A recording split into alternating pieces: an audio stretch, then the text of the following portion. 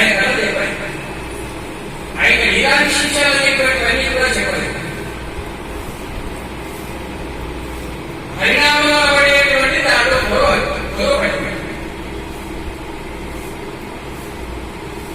ఇది ధర్మాలు ఎంత మంచిగా రాలేటువంటి ఎంత చేసే లాభం.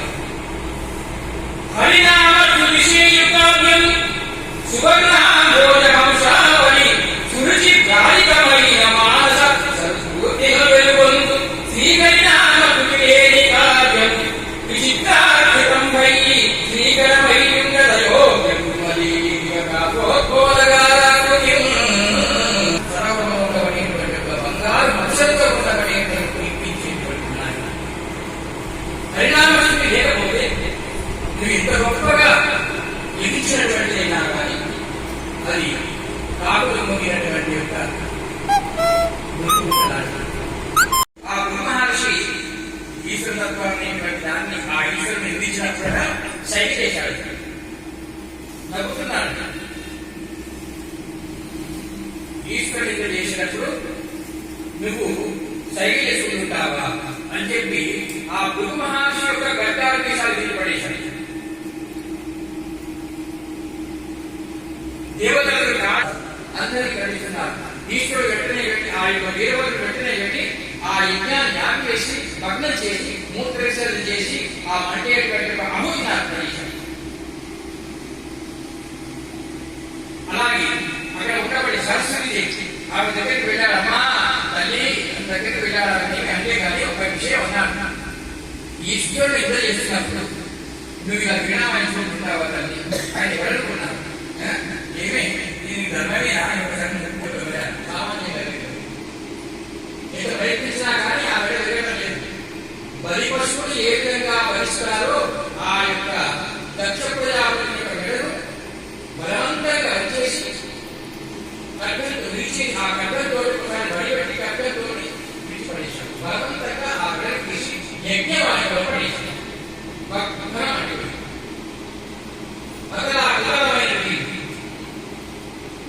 వీరభద్రుడు ఆ యజ్ఞానంతా ధ్వంసం చేసినటువంటి వాడి దేవతలతో మొదలు పెట్టారు.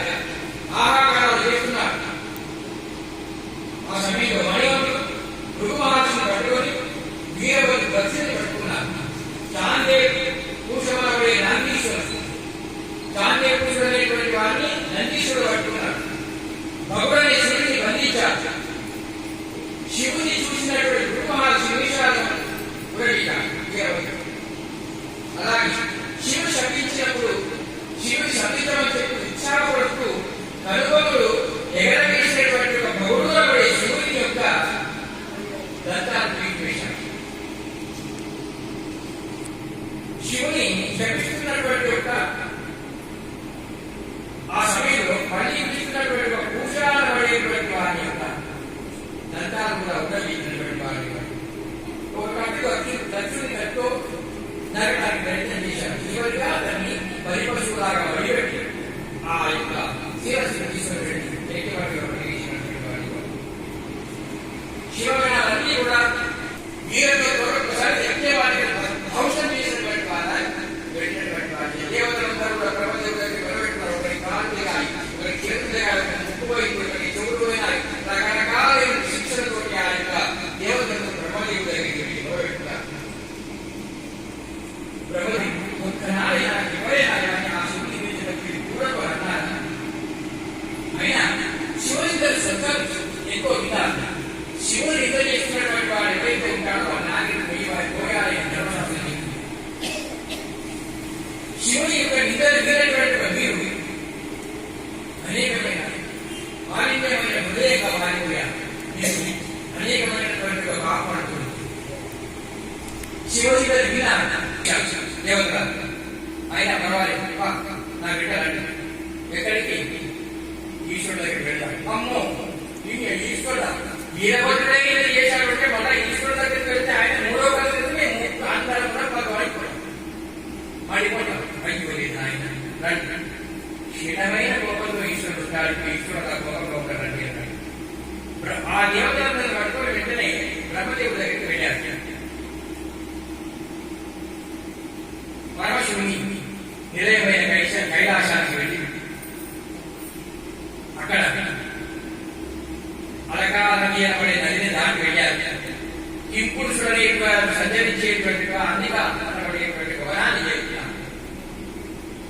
అక్కడ 3 యోజనాల పొడవు 77 యోజనాల వెళుతున్నబడి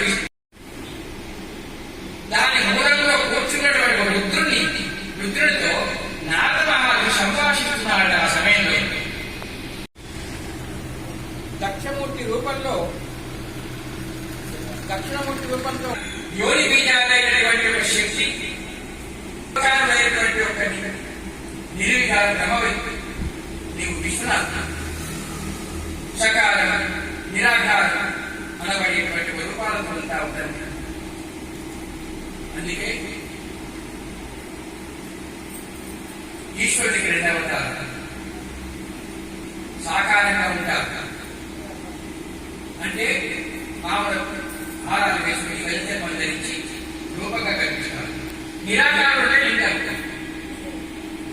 కానీ 3 రూపాల్లో ఉంటాడు ఈశ్వరుడు అనేటువంటి విషయం మన కలియుగంలో జరిగిన విషయం. ఆ 3 రూపాలు ఎప్పుడయ్యా నిరాకారుడే కాదు, సాకారుడుగా. ఇంకొక రూపం ఆయన ఏమిటయ్యా అంటే మన కలియుగంలో జరిగినటువంటి విషయం. ఆ ఈశ్వరుడి రూపమే 32 ఏళ్ల వరకు కాషాయ వస్త్రాలు దొరుకుని చేతిలో దండం పట్టుకొని ధర్మాన్ని బోధించి 32 ఏళ్ల వరకు కూడా ధర్మసిద్ధిని బోధించినటువంటి వాడు ఉన్నటువంటి ఒక పరమ మూర్తి అయినటువంటి వారు ఆదిశంకరుడు అనబడేటువంటి వారు. ఆయన 3వ అవతారంతో ఉండబడేటువంటి వారు గోపాలకృష్ణ దగ్గరగా వెళ్ళారు. అనేకమైన స్తోత్రం చేసి ఈశ్వర సృష్టి స్థితి లేకుండా ఆరంభమైనటువంటి వారు వర్ణాశ్రమ ధర్మాలు వాటన్నిటికీ కూడా వాడని వాళ్ళ పట్టాన్ని కాల్చిన వేదాలను వ్యాప్తి చేయడానికి కోసం చెప్పి నువ్వు దక్షిణ యజ్ఞాన్ని కాపాడగలవు. దక్షిణ యజ్ఞం అనేటువంటి మధ్యలో భగ్నం కాదు. ఇది లోకానిష్టం అంటారు. అది మంచి చేశాడు చెడ్డ చేశాడు ఏమో తెలియదు. ఒక యాగం అంటే పవిత్రకరమైనటువంటి ఆ యాగాన్ని మధ్యలో భగ్నం కాకుండా పూర్ణావతి కాకుండా మధ్యలో భగ్నమైంది అంటే లోకానిష్టమైనటువంటి అందరికీ కీడు సంభవించేటువంటి ఈశ్వర నీకు తెలియనటువంటి ఒక విషయం అన్ని ధర్మాలు తెలిసినటువంటి వాటి భూతాల్లో ఉండబడేటువంటి వాటి ఆ శక్తికి ఆధారమైనటువంటి వారిని. అందుకే శక్తి స్వరూపం బ్రహ్మ విష్ణు మహేశ్వరుడు ముగ్గురు కూడా వాళ్ళ హృదయాలనే వాళ్ళ భార్య పెట్టుకుంటారు. బ్రహ్మదేవుడేమో పక్కన పెట్టుకున్నారు. ఈశ్వరుడు ఆ నారాయణమూర్తి హృదయంలో రాస్తున్నాడు. ఈశ్వరుడు సగశరీరం చేశాడు. వాళ్ళ హృదయాన్ని ఆటలు సాగుతారు. శక్తి స్వరూపాలు అంటారు. 3 విభాగాలు కూడా శక్తులు ఉన్నారు. 4 విభాగాలు బ్రహ్మ శక్తులు. 4 బ్రహ్మ పెట్టి బ్రహ్మదేవుడు అడిగారు ఒకసారి, తండ్రి హృదయంలో రేణుకాదేవి శక్తి స్వరూపం, దేవాయుగంలో సీతాదేవి, రావణంలో రుక్మిణీదేవి, మరి కలియుగంలో ఎవరయ్యా అడిగారు. అయ్యో నాన్న ఈ కలియుగ తెలియదా? కలియుగంలో గురుగే శక్తిగా ఉన్నారు. ప్రతి ఇంట్లో ఉండబడేటువంటి ఆ భూలోకంలో ఉండబడే స్త్రీలందరూ శక్తి రూపాలైపోతున్నారు. అందుకే భార్య భయపడటం కాదు. ఇంటికి వచ్చి చుట్టమానికి ఛాయ్ పోయాలంటే భార్య ఎక్స్ప్రెషన్ ఒకసారి చూడాలంట.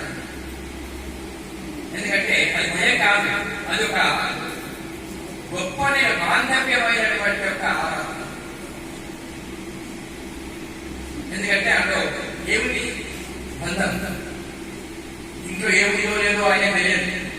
పక్కన ఛాయ్ తాగమంటాడు, ఛాయ్ తాగబోయి అంటాడు అని లోపడి నలిగినారు. ఒక్కసారి ఇక లేవు ఏం కావచ్చు అనుకోవాలి, ఇక మానం పోతుంది. అందుకే ఒకసారి లోపలికి ఒకసారి చూడాలంట. ఇద్దరు కలిసి ఈ విషయంలోనే కాదు, ధర్మ విషయంలో, దాన విషయంలో, వ్రత విషయంలో, ప్రతి విషయంలో ఇద్దరు కలిసి ఆచరించడమే ధర్మం.